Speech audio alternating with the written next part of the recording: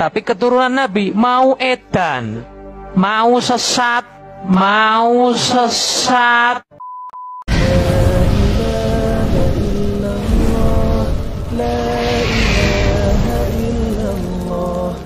Bismillahirrahmanirrahim. Assalamualaikum warahmatullahi wabarakatuh. Kaum muslimin dan muslimat yang dirahmati Allah Subhanahu wa taala. Tak lupa kami panjatkan puji syukur kehadirat Allah Subhanahu wa taala yang telah memberikan kita nikmat. Dan yang paling berharga adalah nikmat iman dan Islam. Dan jangan lupa kita juga selalu bersolawat kepada baginda Rasulullah SAW. Tanda kita, kecintaan kita kepada beliau, insya Allah nanti kita akan mendapatkan syafaat dari beliau di akhirat kelak. Akhir-akhir ini banyak ya yang bermunculan yang mengaku duriah Nabi Muhammad, ada darah mengalir di tubuhnya keturunan Rasulullah SAW. Ya boleh-boleh saja ya pengakuan seperti itu. Justru bagus para Habib dan Habaib ini. Saya juga kagum pada beliau. Kalau seandainya para Habaib ini, keturunan Nabi ini mencerminkan bagaimana Rasulullah SAW. Dan ini jangan sampai ada seorang mengaku Habib atau Habaib ini tingkah lakunya tidak mencerminkan kepada baginda Rasulullah SAW. Ini ada perkataan ya, ini pernyataannya yang mencengangkan ya. Coba kita simak saja nih ya. Ustadz siapa ini saya tidak kenal lah ya. Tapi keturunan Nabi mau edan, mau sesat, keturunan Nabi mau edan, mau sesat. Tapi keturunan Nabi mau edan, mau sesat, mau sesat, mau bodoh, mau ndak normal, tetap dia ada darahnya Nabi dalam dirinya. Jadi kemuliaannya zatnya, zatiyahnya, zatan. Ya, kemuliaannya emang zat, tapi kalau tidak berilmu justru ini yang tidak ya mencerminkan dari Nabi ini berbahaya. Justru ini akan menjadikan atau seolah-olah melecehkan nantinya ya, kepada keturunan Nabi itu sendiri. Ini wajib dipertanyakan nih ya, banyak sekarang ya mengaku-ngaku keturunan Nabi ya. Tujuannya ini mau apa ya, tidak mengerti juga. Coba kita simak juga nih Ustadz kita nih ya, ada pernyataannya ini nih. Orang yang ngaku-ngaku Habib datang ke pesantren apa? Minta uang, minta perempuan. Ya, sampai Habib. Kiai Bapak waktu itu dia sembunyi tiap datang Habib itu, dia sembunyi bilang ke Habib itu, kiainya lagi nggak ada. Sampai gitu. Cik Bapak Ibu sekalian, tahu nggak mana turunan Nabi mana bukan? Udah 14 abad kita teh. Jangan asal irung mancung aja. Orang Pakistan juga mancung, orang Irak juga mancung, orang Suriah juga mancung. Kita nggak bisa membedakan mana yang suku Hijaz, mana yang suku Irak, mana yang suku Yaman. Sama aja begitu. Makanya buang feodalisme dalam Islam. Tidak ada seperti itu dalam Islam. Nabi sendiri yang berkata, yang bersabda, seandainya Fatimah mencuri, aku yang akan memotong tangannya. Begitu jelasnya hukum Islam. Puji Nabi sendiri, apalagi sudah 14 abad. Jadi jangan sampai ngaku-ngaku keturunan tapi pingin dapat status sosial, pingin jadi majikan, manfaatkan itu ya. feodalisme. Coba lihat hadis Nabi, la fadla li arabiyyin ala jamin. Tidak ada unggulnya orang Arab dan bukan Arab. Nabi orang Arab, tapi tidak ada unggulnya urusan keturunan. Arab mengalahkan yang bukan Arab, ajam kita seperti orang Sunda, orang Indonesia. Ya. Tidak ada bedanya. Bedanya hanya takwa kepada Allah. Dijadikan ya,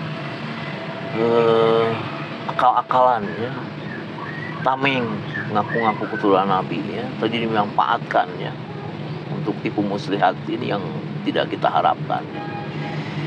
Sumauzubillah ini ya, justru harus mencerminkan ya bagaimana baginda Rasulullah ya, kalau mengaku seorang Nabi itu, seorang keturunan Nabi itu, menjaga ya sebagai keturunannya, tingkah lakunya. Coba ini ada Ustadz kita juga ya, Kiai Haji Holil ya, menanggapi ya, mengungkapkan nih.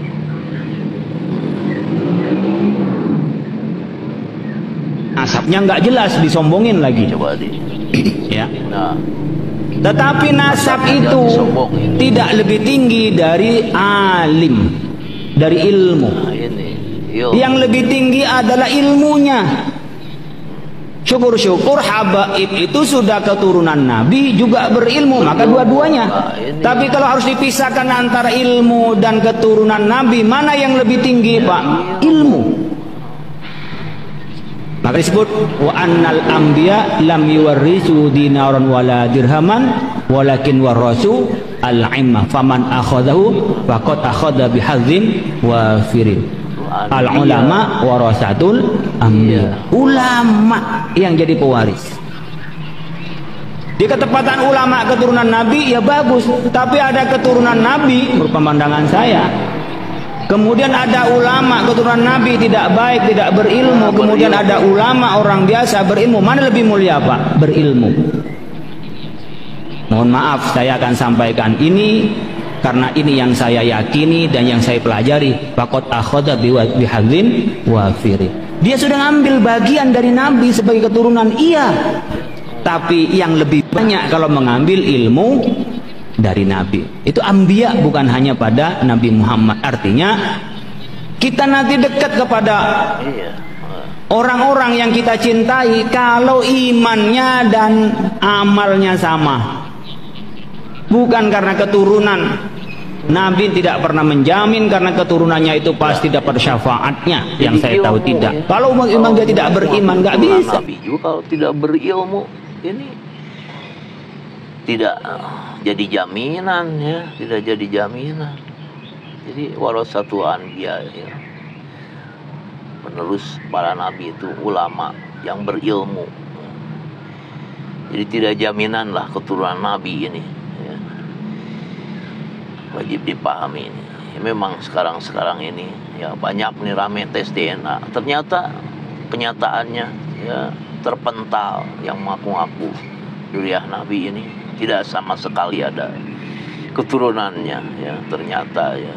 Nah ini disinilah ya juga terbukti bahwa tujuannya ini mau apa, ya, mengaku-ngaku keturunan Nabi, apa ingin menjadikan, silakan mengaku keturunan Nabi kalau memang ingin menjadikan lebih baik lagi, membawa syariat, ya, dari Nabi itu sendiri, ya, lebih baik, ya, menjadikan muka bumi ini lebih baik lagi. Tapi kalau mengaku-ngaku Nabi justru ingin menghancurkannya, ini yang kita harus waspadai dan kita harus khawatirkan. Semoga ini menjadikan kita pelajaran untuk kita semua, ya, bahwa tidak semua, ya, mengaku ataupun keturunan Nabi ini ingin menjadikan, ya, wawasannya berilmu. Semoga ini menjadikan, ya, manfaat untuk kita semua. Wassalamualaikum warahmatullahi wabarakatuh.